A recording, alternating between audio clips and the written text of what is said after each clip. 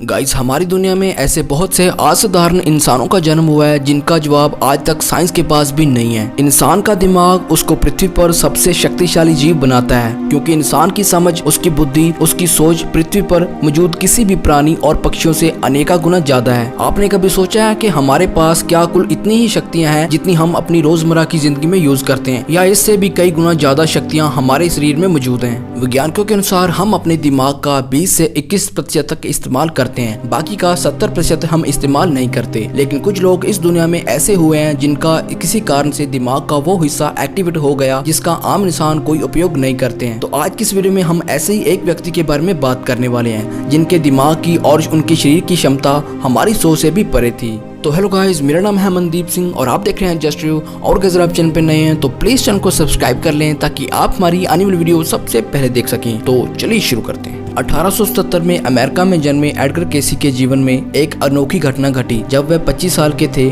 तो गिर जाने से कोमा में चले गए थे। उनको हॉस्पिटल में ले जाया गया। डॉक्टरों ने बहुत प्रयास किए लेकिन उन्हें होश में नहीं ला सके। अचानक एक चमत्कार हुआ और कुछ दिन बाद एडगर बोल पड़े। सभी लोग हैरान थे क्योंकि जब वह बोल रहे थे तो पूरी तरह होश में नहीं थे, क्योंकि अगर उनके शरीर पर किसी नुकीली चीज से घाव किए जाएं तो उनको पता नहीं चलता था। लेकिन बस किसी चमत्कार के कारण वह बोल पड़े। उन्होंने कहा कि मैं पेड़ से गिर गया था और मेरी रीढ़ की हड्डी और मेरे दिमाग में चोट लगी है, जिसके कारण मेरे ज्ञान तंत्र नष्ट हो रहे हैं। अगर अगले 2 दिन में मेरा इलाज नहीं हुआ तो मैं मर जाऊंगा। वहाँ पर एडगर के सभी जान पहचान वाले डॉक्टर और आसपास के हॉस्पिटल के लोग भी इकट्ठे हो गए। सबके लिए ये किसी भी चमत्कार से कम नहीं था। एडगर को पूछने पर उन्होंने कुछ जड़ी बूटियां बताई और उन्होंने बताया कि आप इन जड़ी बूटियों को अगर मेरे खून में पहुंचा दोगे तो मैं ठीक हो जाऊंगा। इतना कहकर वह फिर से बेहोश हो गए। खैर, वह तो पहले से ही बेहोश थे, लेकिन अब बातचीत करना बंद कर दिया। अब हैरान कर देने वाली बात यह थी कि एडगर कोई डॉक्टर नहीं थे और डॉक्टरी लाइन से उनका कोई दूर दूर तक वास्ता नहीं था। एलोपैथी, आयुर्वेद और जड़ी बूटियों के बारे में तो वह कुछ भी नहीं जानते थे।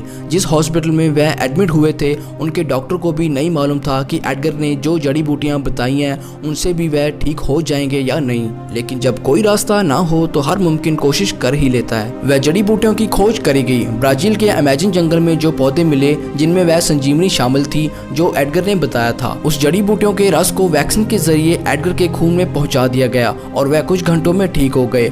और इंटरेस्टिंग बात तो यह है कि जब एडगर होश में आए और उनसे पूछा गया तो उनको ये मालूम ही नहीं था कि वह बेहोशी में कुछ बोले थे और उन्होंने किसी जड़ी बूटियों का जिक्र किया था। इस घटना के बाद एडगर के जीवन में बहुत बड़ा परिवर्तन आया। वह अब आंखें बंद करके जब भी किसी रोग के इलाज के बारे में सोचते थे तब उनको उस बीमारी का इलाज मिल जाता था। उनके पूरे जीवन काल में उन्होंने लगभग 30,000 लोगों को मौत के मुंह से बचाया था।